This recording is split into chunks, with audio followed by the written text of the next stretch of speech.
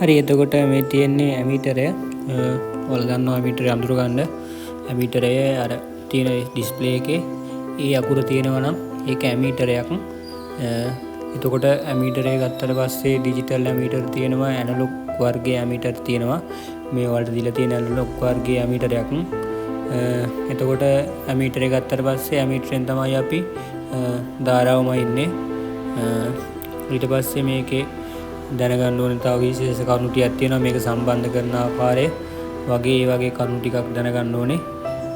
ඒ ටික බලා ගන්න. ඇමීටරේ තියෙන විශේෂ කරුණු ටික ඔච්චරයි. එතකොට අපි මතක තියාගන්න ඕනේ මේ ඇමීටරයක් අපි සම්බන්ධ කරන්නේ ශ්‍රේණිගතව. ධාරාමයින්ඩ් ඇමීටරය අපි සම්බන්ධ කරන්නේ ශ්‍රේණිගතව. එතකොට ওই කරුණු ටික අපි ඇමීටරේ බලා ගන්න ඕනේ.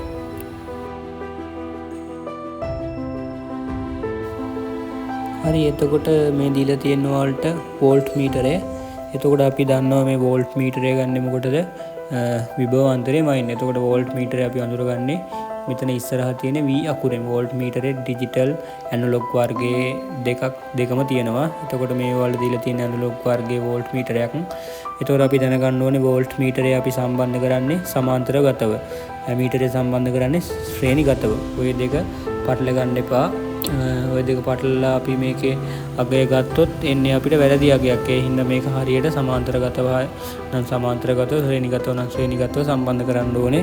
එතකොට විභවාන්තරයමයින් අපි මේක සම්බන්ධ කරන්නේ සමාන්තරගතව. හරි එතකොට මේ තියෙන්නේ මල්ටිමීටරය. එතකොට මේකෙන් අපිට පුළුවන් මොනවද? විභවාන්තරයයි ධාරාවයි දෙකම මයින්ඩ් පුළුවන්. එතකොට මේකෙත් ධාරාව මයින්ඩ් නම් අපි ශ්‍රේණිගතව සම්බන්ධ කරන්න ඕනේ. විභවාන්තරය මයින්ඩ් නම් සමාන්තරගතව සම්බන්ධ කරන්න ඕනේ. හරි එතකොට ඔයාලට මේ දීලා තියෙන්නේ ප්‍රතිරෝධකයක්. එතකොට ඉස්සෙල්ලම හම් වෙනවා ස්ථීර ප්‍රතිරෝධකය. ඊට පස්සේ තියෙනවා විචල්්‍ය ප්‍රතිරෝධකය. මේ ස්ථීර ප්‍රතිරෝධකය වෙන්නේ මොකද්ද? ඒක ප්‍රතිරෝධකයේ නියතයි.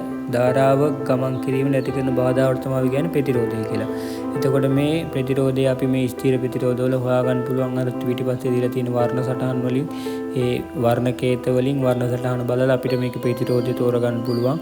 ඒ කියන්නේ ඒ අවස්ථාව රුචිත ප්‍රතිරෝධක තමයි අපි ගන්න. ඊට පස්සේ වල දෙන විචල්්‍ය ප්‍රතිරෝධකය. එතකොට මේ විචල්්‍ය ප්‍රතිරෝධකයේ සාමාන්‍ය ප්‍රතිරෝධය වෙනස් කරන්න පුළුවන්. අර සාමාන්‍ය සද්දේ අඩු වැඩි කරන්න එහෙම තියෙන්නේ.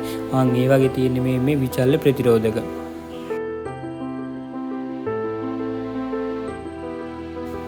හරි එතකොට ඔයාලට මේ දීලා තියෙන්නේ ධාරිත්‍රකයක්. එතකොට ධාරිත්‍රකයක් ගත්තට පස්සේ ධාරිත්‍රකයේ කාර්යය තමයි මේ ආරෝපණ. ඒ කියන්නේ ආරෝපණ විද්‍යුත් ශක්තිය ලෙස తాවකාලික ගබඩා කිරීම තමයි මේ ධාරිත්‍රකයක ප්‍රයෝජනය. එතකොට ධාරිත්‍රක හොඳට මතක තියාගන්න. මොකක්ද ධාරිත්‍රකය වෙන්නේ? මොකක් හරි තියෙන එකක ආරෝපණ තියෙනවනේ. බැටරියක් ගත්තට පස්සේ මේකේ තියෙන ආරෝපණ මොනවාද? විද්‍යුත් ශක්තිය ලෙස తాවකාලිකව ගබඩා කිරීම. එතකොට මේ ධාරිත්‍රකයක හැම වෙලාවම කරන්ට් එකක් නැහැ. తాවකාලික තමයි මේ ධාරිත්‍රකයක කරන්ට් එකක් තියෙන්නේ. එතකොට මේ දීලා තියෙන වලට ප්‍රේරක වර්ග කීපයක්. හරිද? එතකොට මේ ප්‍රේරකක කාර්යය තමයි මොකක් හරි උපකරණයට විද්‍යුත් ශක්තිය ලබා දෙනවනේ. එතකොට මේකට ලබා දෙන විද්‍යුත් ශක්තිය මොකද?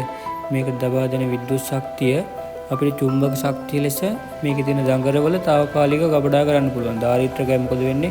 ධාරිත්‍රකයක මොකද වෙන්නේ? ආරෝපණ తాවකාලිකව ගබඩා කරනවා. එතකොට මේ ප්‍රේරකයක වෙන්නේ මොනවාද? චුම්බක ශක්තිය අපිට తాවකාලිකව මේ දඟර තුල ගබඩා කරන්න පුළුවන්. හරි එතකොට මේ ඔයාලට දීලා තියෙන්නේ පිළියවනය. එහෙම කිව්වට ඔයාලා දන්නේ නැනේ. ඔයාලා දන්නවා රිලේ එක. රිලේ එක කියන්නේ මේකට.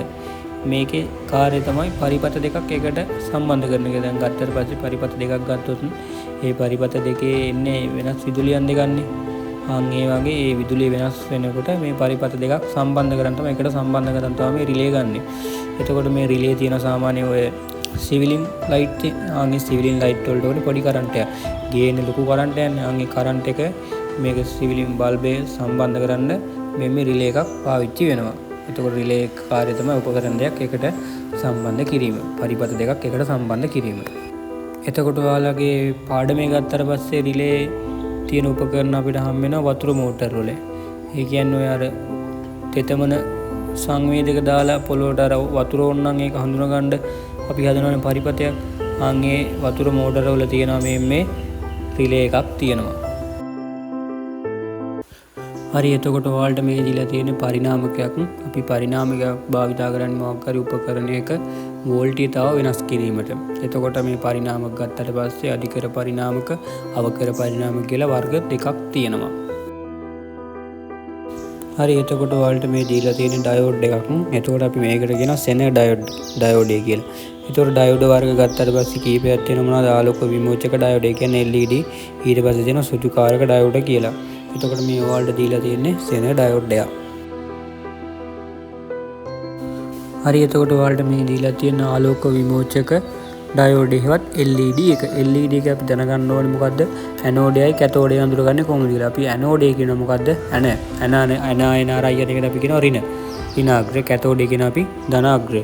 එතකොට මේකේ ධනාග්‍රය තමයි අර දිග කම්බියක් තියෙන එක අපි කියනවා මොකද්ද? ධනාග්‍රය. කොට කම්බියක් තියෙන එක අපි මොකද කියන්නේ? ඍණාග්‍රය. ඊට පස්සේ තව මේකේ අපිට අඳුර ගන්න පුළුවන් මේකේ තියෙන අර වීදුරු බල්බය ගත්තාට පස්සේ ඒකේ පැතිලි සලකුණක් තියෙනවා. මේ පැතිලි සලකුණු තියෙන පැත්ත අපි මොකද්ද කියන්නේ? ධනාග්‍රය. ඊට පස්සේ මේක මල්ටිමීටරයක් භාවිතා කරලා මේකේ ධන අග්‍රයයි ඍණාග්‍රයයි අඳුර ගන්න පුළුවන්. එතකොට මේකේ ධන ඍණ අඳුර ගන්න ක්‍රම තුනක් තියෙනවා. මොකද්ද? අග්‍ර දෙක දිග සැලකිල්ලට අරන් පුළුවන්. මේක අර පැතිලි ස්වභාවයේ සැලකිල්ලට අරන් පුළුවන්. මල්ටිමීටරයකට ගහලා මේකේ ධන ඍණයි අඳුර ගන්න පුළුවන්. ওই ටික දැනගන්න ඕනේ.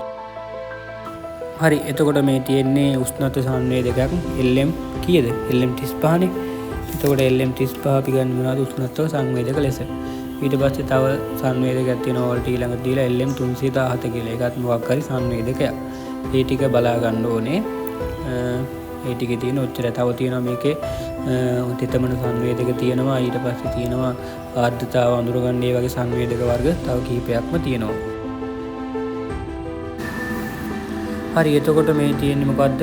ආඩිනෝ බෝඩ් එකක්. ඔයාලා දන්නවා අපි ආඩිනෝ බෝඩ් භාවිත කරන්නේ මොකටද? ඔය රොබෝ එකම හදද්දී ඔය ප්‍රෝග්‍රෑම් කරන්න කියලා හල් තියෙනවා. මොකක් හරි කමාන්ඩ් එකක් මොකද්ද? මොකක් හරි කමාන්ඩ් එකක් දීලා මේ බල්බේ මේ වෙලාවටපත් වෙන්න, මේ බල්බේ මේ වෙලාවට නිවෙන්න. ඒ වගේ මොනවා හරි දෙයකට තමයි මේ ආඩිනෝ බෝඩ් පාවිච්චි කරන්නේ. තොරන් වල එහෙම මේවා ලොකු ආඩිනෝ බෝඩ් තමයි ගහලා තමයි ඔය නිවිපත් වෙන්නේ. ඒ කියන්නේ මොකක් හරි ප්‍රෝග්‍රෑම් කරන්න තමයි මේ ආඩිනෝ බෝඩ් එකක් අපි පාවිච්චි කරන්නේ. හරි එතකොට මේ තියෙන්නේ ජම්පර් වයර්. එතකොට මේක අපි මොනවද භාවිත කරන්නේ? බ්‍රෙඩ් බෝඩ් එකේ විදුලිය එහාට මෙහාට අරයන් තමයි මේ ජම්පර් වයර් භාවිත කරන්නේ. ඔයාලට බ්‍රෙඩ් බෝඩ් එකේ ෆොටෝ එකක් දාන්න බැරිලා තියෙනවා. බ්‍රෙඩ් බෝඩ් එක උඩට බලන්න සර්ච් කරලා බ්‍රෙඩ් බෝඩ් එක කියන සුදු පාට නිකන් අර හිල් ඉදලා තියෙන එක තමයි බ්‍රෙඩ් බෝඩ් එක කියන්නේ. ඒක තමයි අපි පරිපත හදන්නේ. ඒක උඩට බලාගන්න. බ්‍රෙඩ් බෝඩ් එකේ විදුලිය එහාට මෙහාට අරයන් තමයි මේ ජම්පර් වයර් අපි පාවිච්චි කරන්නේ. හරි එතකොට මේ තියෙන්නේ LDR එක. මේකත් අපි ගත්තාට පස්සේ ප්‍රතිරෝධයක් තමයි. එතකොට මේකේ වෙන්නේ මොකද්ද? එළිය වැටුණාට පස්සේ මේකට මේකේ ප්‍රතිරෝධකය මොකද වෙන්නේ? එළිය වැටුණාට පස්සේ මේක ප්‍රතිරෝධකය මොකද වෙන්නේ? වැඩි වෙනවා. එතකොට ප්‍රතිරෝධකය වැඩි වෙනවා කියන්නේ මොකද්ද? මේකේ විදුලිය ගමන් කරන්නේ නැහැ. එතකොට මේ බල්බ් එකක් ගත්තාට පස්සේ අඳුරුයි. එළිය අඩුයි බල්බේ. එතකොට මේක ගත්තාට පස්සේ කරුවල වෙලාවට තමයි මේක ප්‍රතිරෝධය අඩු කියන්නේ විදුලිය ගමන් කරලා හොඳට ආලෝකේ පත් වෙනවා. ඕක තමයි ඔය ටික තියෙන්නේ. ඊට පස්සේ ඔයාලට තව දාන්න බැරි වෙච්ච රූප සටහන් ටිකක් තියෙනවා. ස්විච් එක දාන්න බැරිලා තියෙනවා. පුෂ් බටන් එක දාන්න බැරිලා තියෙනවා. මේ දෙක චුට්ටක් බලාගන්න. ස්විච් එක දන්නවනේ අඳුරනවනේ වැටෙන ස්විච් එක. ඊට පස්සේ තව තියෙනවා පුෂ් බටන් එක කියලා නිකන් අර එබුවට පස්සේ පත්තු වෙන්නේ. ඒ ටික හොඳට බලාගන්න. හරි එහෙනම් ඉලෙක්ට්‍රොනික පාඩමේ රූප සටහන් ගත්තට පස්සේ ওই ටික තමයි තියෙන්නේ. එහෙනම් අපි ආයෙත් අලුත් වීඩියෝ එකකින් හම්බෙමු. ඔයාලා හැමෝටම එහෙනම් සුබ දවසක්.